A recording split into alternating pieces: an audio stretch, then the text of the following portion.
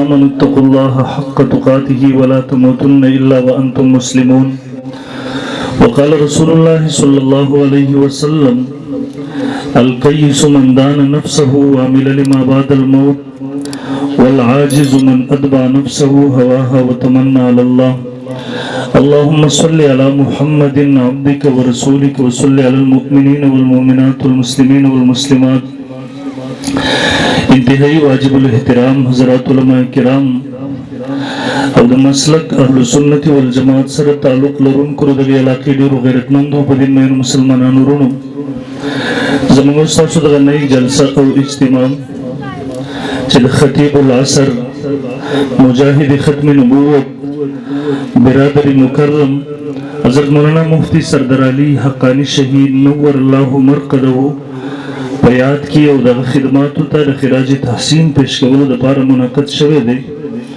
محترم مانو مخکې علماء تاسو ته بیانونه وکړل، مانو وروسته به علماء تفصیلا قیمتي مدلل بیانونه تاسو ته کوي ان شاء الله العزیز. زه محترم مختصرو الفاظو کې څو معروضات گزارشات تاسو په وړاندې د عرض کولو کوشش کوم. بیان نه مخکې زه د یوې خبرې وضاحت ضروري ګڼم، چونکې کوم پوسټر اشتهار د نن پروګرام او جلسې لپاره چاپ شوی او فیسبوک باندې چلیدو، هغې په سر کې یو خبره لیکله شوې وه 40 تقریبا د یوه هفته وشوله مسلسل ما سره ډېرو ملګرو رابطې وکړلې، بېګاره سره یو کس لګیا و ما ته وایي چې تر اوسه پورې د کوم څیزونو تاسو رد کوو هغه م پخپله شروع کړل. ما ورته ملګري څه خبره ده؟ ما ته وایي 40 تاسو هم شروع کړله. نو ته ملګري زه د یوې خبرې وضاحت تاته وکړم. موږ په خپله اصطلاح کې وایو، یو ته وایو تخصیص شرعي، یو ته وایو تخصیص عرفي.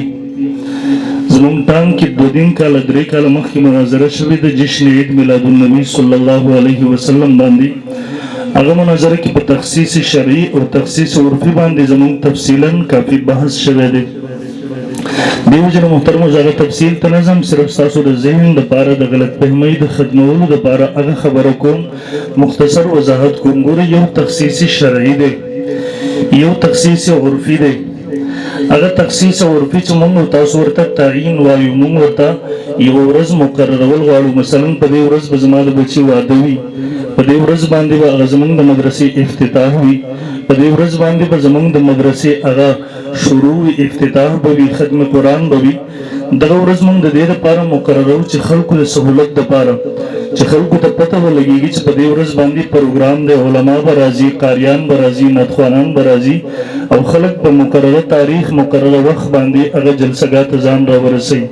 زموږ د هغې سره دغه عقیده نه وي چې په دې ورځ باندې دغه پروګرام کول ضروري دی، یا په دې ورځ باندې که موږ دغه پروګرام ونه کړو موږ ورباندې ګناهګارېږو، یا په دې ورځ باندې ثواب او اجر زیات دی، یا په دې ورځ باندې چې کوم اجر دی هغه په بله ورځ باندې نشته دی.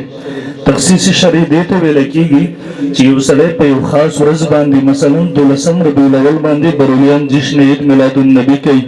موږ هغوی ته وایو تاسو که په 12 باندې کوئ، که په 9 باندې کوئ، که په 8 باندې کوئ، زموږ اختلاف در سره نشته دی. بلکې زموږ علماء دیوبند خو الحمدلله پوره کال د رسول الله صلی الله علیه وسلم د سیرت د ختم نبوت په عنوان باندې جلسې کوي، پروګرامات کوي، تقاریب کوي. لیکن په 12 ربیع الاول باندې چې تاسو کومه جلسه کوي زموږ ټانګ کې ورباندې مناظره شوې د هغوی د کتابونو نه ما ثبوتونه ورکړي دي چې په 12 ربیع الاول باندې تاسو دغه سنت ګڼئ. د تاسو کتابونه لیکلي دي، د عوامو ذهن هم دغه جوړ کړی دی چې په 12 ربیع الاول دغه جلوس کول، دغه جلسه او پروګرام کول دا ضروري دي، دا د دین او د شریعت حصه ده. دغې ته تاسو د سنت او مستحب نوم ورکړی دی، د خلکو ذهن هم دا جوړ کړی دی چې که په 12 ربیع الاول موږ جشن عید میلاد النبي ونه کړلو، موږ د سیرت جلسه ونه کړله، په دې به ګنهګار یو. تاسو د خلکو ذهن دا جوړ کړی دی چې په دې ورځ باندې په دغه جلسه کې کوم اجر او ثواب دی هغه په بله ورځ باندې نشته دی. نن په 40 ورځ باندې چې زموږ دغه جلسه او پروګرام دی، دغه ملګرو ما سره رابطه کړې وه ما ته نن جمعې ورځ ماسپښین مونځ نه پس تاسو ټایم کېږدئ انشاءالله العزیز زه به لازمي هغې ته حاضري کوم. نو نه خو زمونږ دغه عقیده ده چې په 40مه ورځ باندې مونږ دغه جلسه او پروګرام ضروري ګڼو، فرض یې ګڼو، سنت یې ګڼو، مستحب یې ګڼو. نن دا عقیده ده چې په دې ورځ باندې پکې د نورو ورځو نه اجر زیات دی. نن دا عقیده ده چې په دې ورځ دغه جلسې ته استحبابي یا فرضي یا وجوبي درجه ورکوو. دې وجې نه هغه خلک چې هغه په مونږ باندې اشکال کوي د مفتي صاحب د دغه پاکویات کې د هغه خدماتو ته خراج تحسین پیش کولو دپاره دغه کوم پروګرام چې منعقد شوی دی د دغه په حوالې سره خپل هم د غلط فهمۍ شکار دي، نور خلکو ته هم غلط فهمیانې وراچوي. هغه خلکو ته زه وایم دومره وضاحت درته مونږ وکړو، د دې نه پس هم که تاسو نور خلک ګمراه کوئ نو بیا ستاسو لپاره مونږ د هدایت سوال کولی شو، د هغې نه خو زمونږ سره هېڅ الفاظ نشته دی. بهرحال